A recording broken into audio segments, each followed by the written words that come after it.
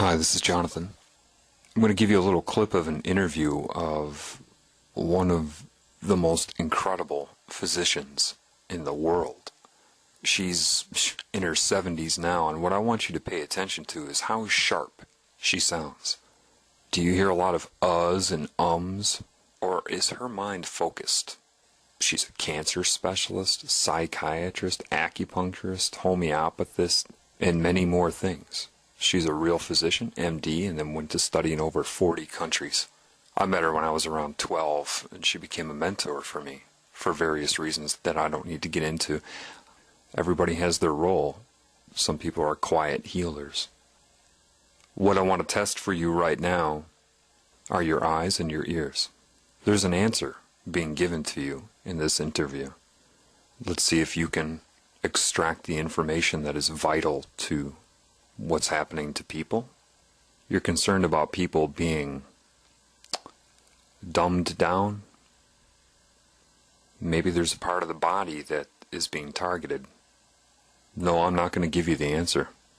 Like I said, I've got to teach you to see. You cannot depend upon me, so I won't answer the question in email. See if you can get the answer in this interview. And could you elaborate on what spiritual science is? Well, it started out with Rudolf Steiner in the 20s. Some physicians went to him and said they would like to use a more holistic approach and looking at the total body from a cosmic as well as earth standpoint. And he gave some lectures to young doctors, which is now in a book form. And if you try to read it, it's going to really puzzle your head. Because he really did talk about how certain planets affect different organs in the body, which, of course, maybe Paracelsus knew things like that, but certainly I never heard about anything like that.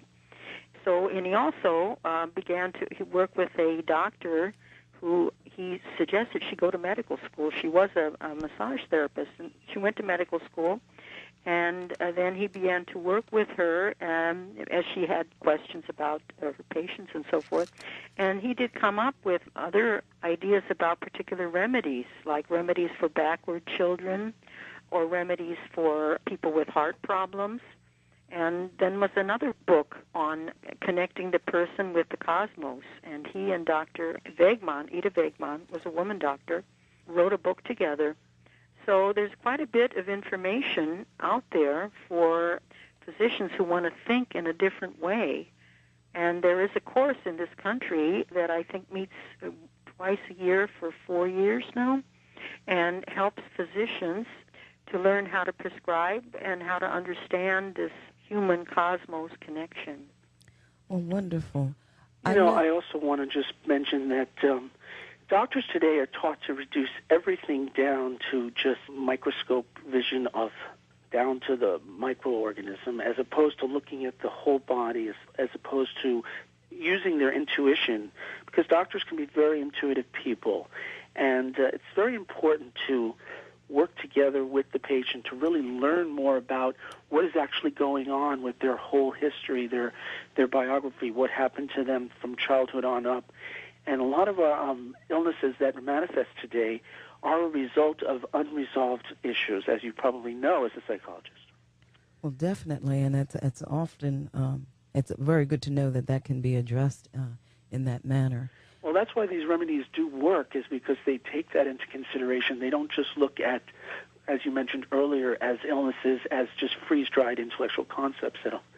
It's more of a living, changing, and transforming part of a person, and to help them at different stages in their lives.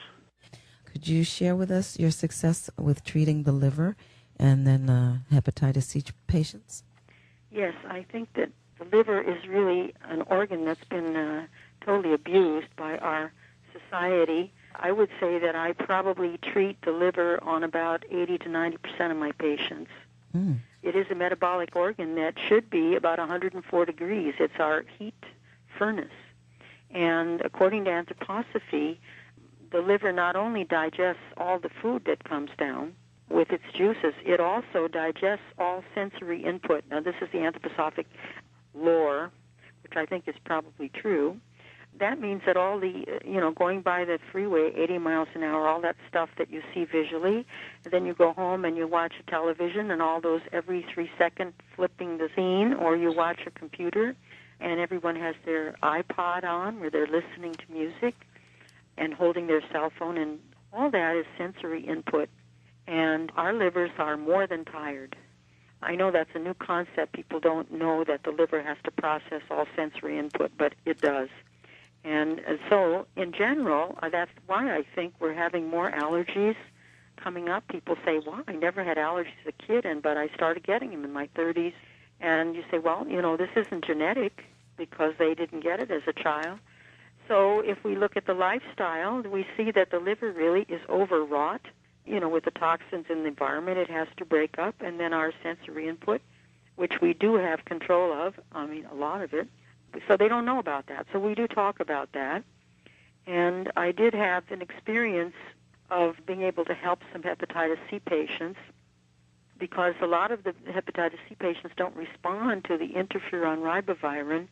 The most common type of hepatitis C does not respond very well. So these people were looking for something to help build up their livers. And then someone who had a cure from this, using anthroposophic remedies, talked to someone at the local newspaper, and all of a sudden I ended up with over 45 hepatitis C patients over the last some years. And they've responded very well to the remedies for liver. And they do have to self-inject. That's another anthroposophic concept that most people in this country are pretty wary of. People are used to using injectable homeopathy. In Europe, it's totally common, but here it's kind of odd.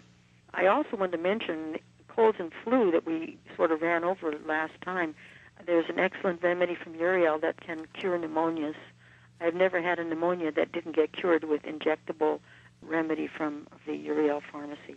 So when you say cure, you mean it enabled the immune system to strengthen the immune system, function right, sufficiently enough to be able to allow the body to heal itself? Well, with people that aren't responding to antibiotics, right. Some of the pneumonias are small viruses that the antibiotics don't do anything for. So I've had some very good results with that. You have any questions about the hepatitis C patients? Yes. Well, for example, maybe you could give us some idea of a time frame within which patients started to see improvements, maybe some of the products that were used. I don't know if there's more than one at this point. Anything of that nature with either the liver or the specific hepatitis C. Well, they do check the viral load on hepatitis C. They check it once a year to see whether the viral load is going down. And all of the patients that I treated, the viral load went down. It seemed to me that it was about a 3-year period of time that it would go to zero, that there was no more viral load. So it's not a quick fix, but right away the people would start improving their mind fog. One of the big complaints of hepatitis C patients is that they can't think. If their liver's not functioning very well, the toxins are building up, and it results in them having sort of a mind fog. Some of them that were coming to see me were almost losing their businesses because they couldn't supervise their employees. How about their energy and their quality of life? Well, the energy, of course, would come up. I mean, you don't have to wait 3 years for your energy to come up. Within a month, the person's energy was much better. Right now I have some college students that are taking exams, and now they can think and they can pass their exams and do their work very well, and they don't feel sick.